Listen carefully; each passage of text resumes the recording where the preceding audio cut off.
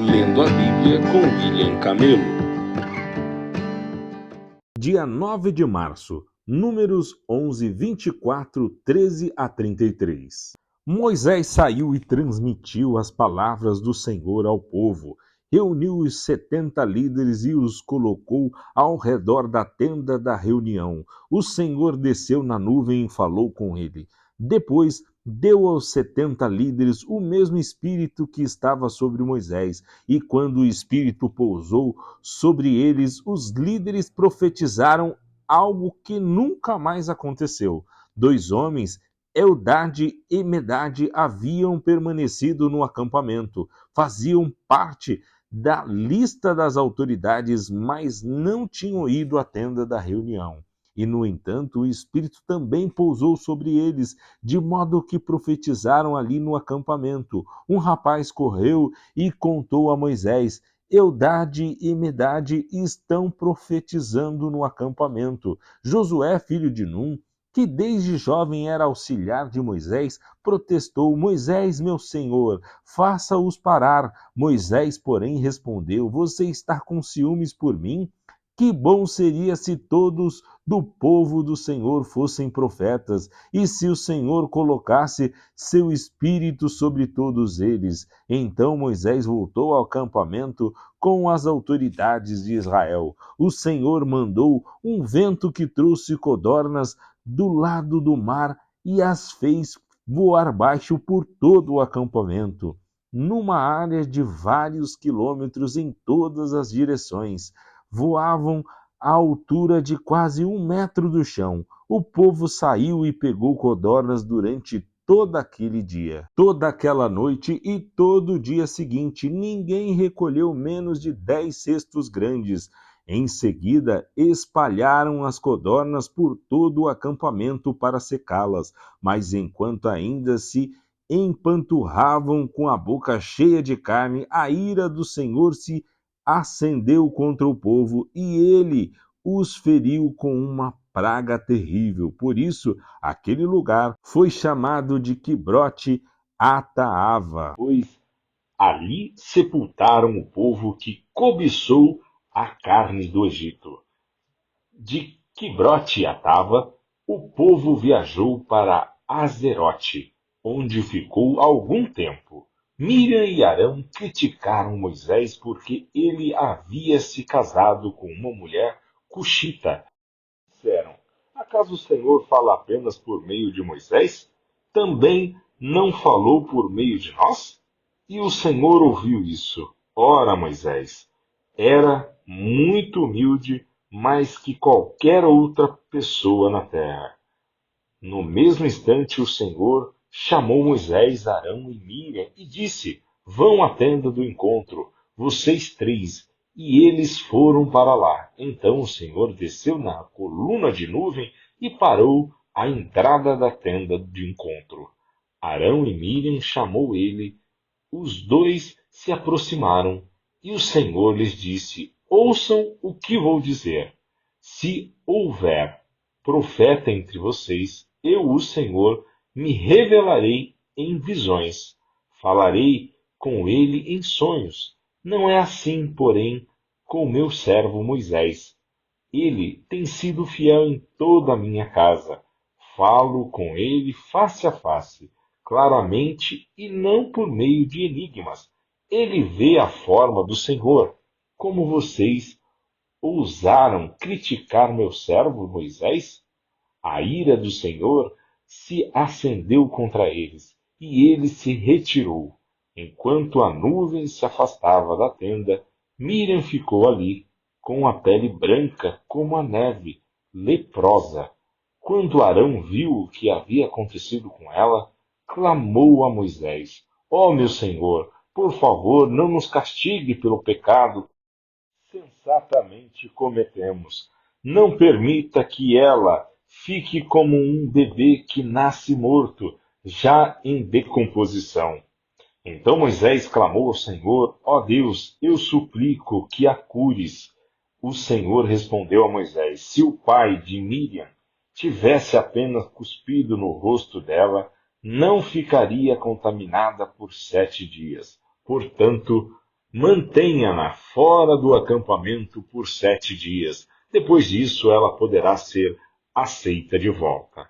Miriam foi mantida fora do acampamento por 7 dias, e o povo esperou até ela ser trazida de volta para seguir viagem. Então saíram de Azerote e acamparam no deserto de Parã.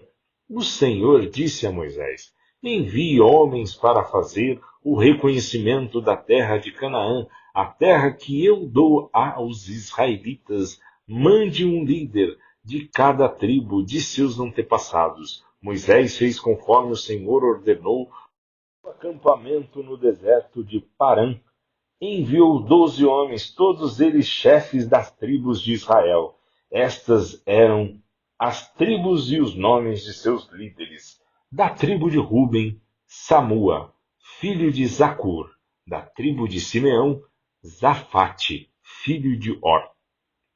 Da tribo de Judá, Calebe, filho de Jefoné. Da tribo de Isacar, Igaal, filho de José. Da tribo de Efraim, Oséias, filho de Num.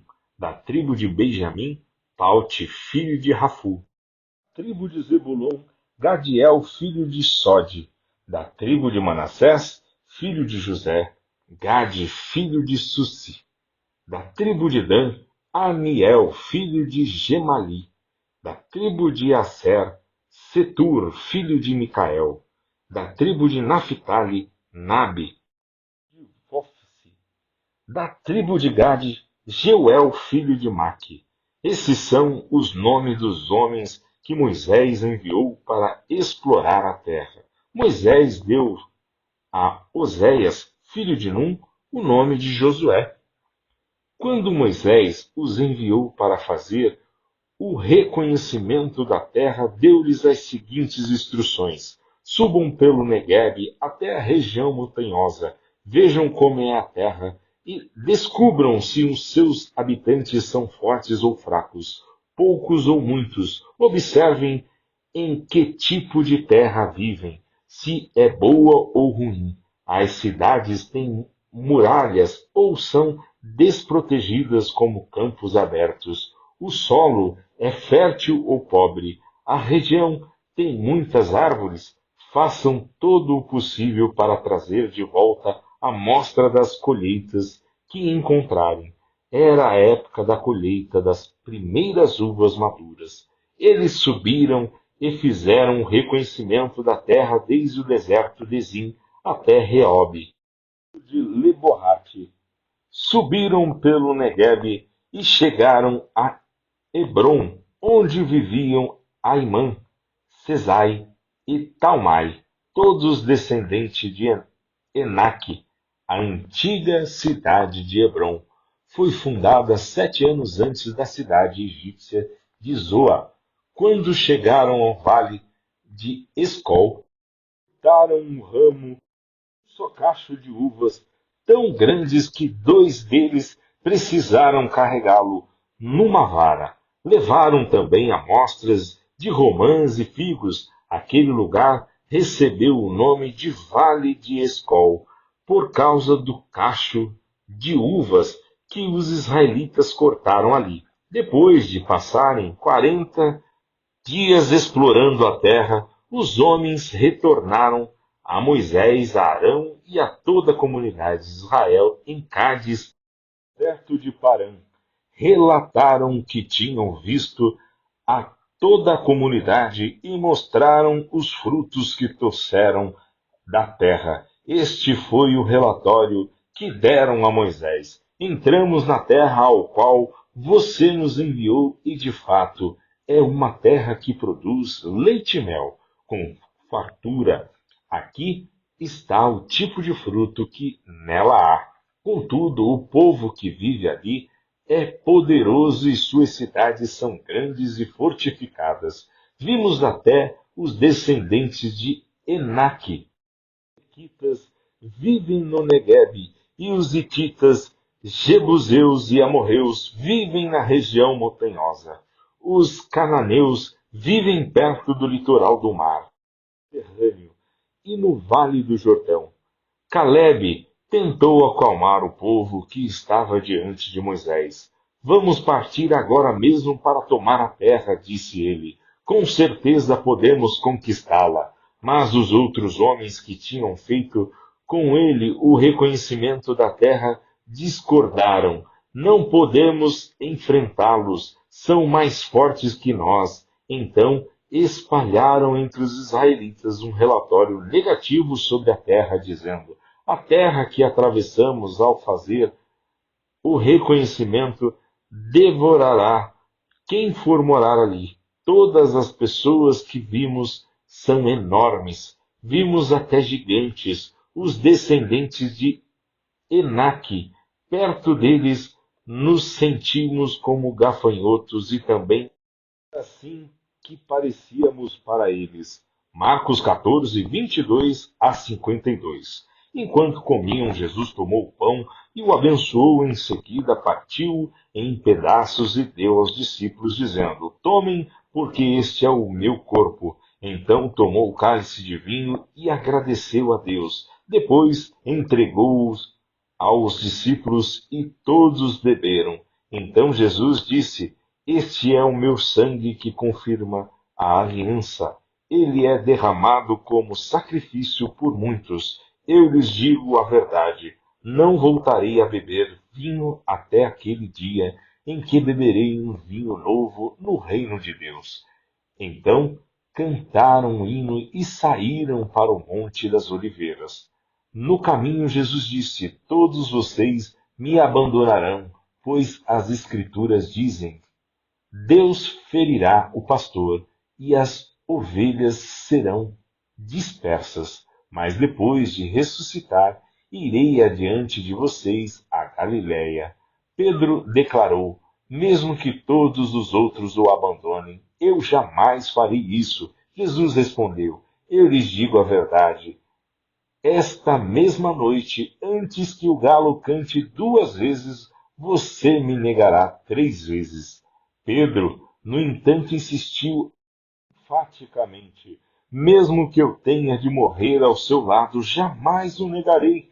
E todos os outros discípulos disseram o mesmo. Então foram a um lugar chamado Getsêmani, e Jesus disse a seus discípulos: sentem-se aqui enquanto vou orar.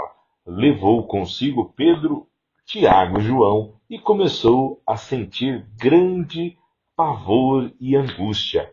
Minha alma está profundamente triste, a ponto de morrer, disse ele. Fiquem aqui e vigiem. Ele avançou um pouco e curvou-se até o chão. Orou para que, se possível, a hora que o esperava fosse afastada dele. E clamou: Abba, Pai, tudo é possível para ti. Peço que afastes de mim este cálice, contudo que seja feita a tua vontade e não a minha. Depois voltou aos discípulos e entrou dormindo. Simão, você está dormindo? Disse ele a Pedro. Não pode vigiar comigo nem por uma hora? Vigiem e orem para que não cedam à tentação, pois o espírito está disposto, mas a carne é fraca. Então os deixou novamente e fez a mesma oração de antes. Quando voltou pela segunda vez, mais uma vez encontrou os discípulos dormindo, pois não conseguiam manter os olhos abertos. Eles não sabiam o que dizer. Ao voltar pela terceira vez, disse: vocês ainda dormem e descansam? Basta, chegou a hora, o Filho do Homem está para ser entregue nas mãos de pecadores. Levantem-se e vamos, meu traidor chegou. No mesmo instante, enquanto Jesus ainda falava, Judas, um dos 12, chegou com uma multidão armada de espada e pedaços de pau. Tinham sido enviados pelos principais sacerdotes, mestres da lei e líderes do povo. O traidor havia combinado com eles um sinal: vocês saberão a quem devem prender quando eu os cumprimentar com um beijo. Então poderão levá-lo em segurança. Assim que chegaram, Judas se aproximou de Jesus. Rabi, exclamou ele e o beijou. Os outros agarraram Jesus e o prenderam, mas um dos que estavam com Jesus puxou a espada e feriu o servo do sumo sacerdote, cortando-lhe a orelha. Jesus perguntou: por acaso sou um revolucionário perigoso para que venham me prender com espadas e pedaços de pau? Por que não me prenderam no templo? Todos os dias estive ali no meio de vocês ensinando, mas estas coisas estão acontecendo para que se cumpra o que dizem as Escrituras. Então todos o abandonaram e fugiram. Um jovem que o seguia vestia apenas um lençol de linho. Quando a multidão tentou agarrá-lo, e ele deixou para trás o lençol e escapou nu. Salmos 52, 1 a 9. Por que conta vantagem de seus crimes, grandes guerreiros? Não sabe que o amor de Deus dura para sempre? O dia todo você trama destruição. Sua língua mentirosa corta como navalha afiada. Ama o mal mais que o bem e fala mais mentiras que verdades. Você gosta de destruir os outros com suas palavras, seu mentiroso. Por isso Deus o destruirá de uma vez por todas. Ele o tirará de sua casa e o arrancará da terra dos vivos. Os justos verão isto e temerão, rirão de você e dirão: vejam o que aconteceu aos poderosos guerreiros, que não fazem de Deus sua fortaleza, confiam em suas muitas riquezas e se refugiam em sua maldade. Eu, porém, sou como a oliveira que floresce na casa de Deus. Sempre confiarei no amor de Deus. Eu te louvarei para sempre, ó Deus, por aquilo que fizeste. Confiarei em teu bom nome, na presença de teu povo fiel. Provérbios 11, 1 a 3. O uso de balanças desonestas é detestável para o Senhor, mas ele se alegra com pesos exatos. O orgulho leva à desgraça, mas com a humildade vem a sabedoria. A honestidade guia os justos, a desonestidade destrói os desleais.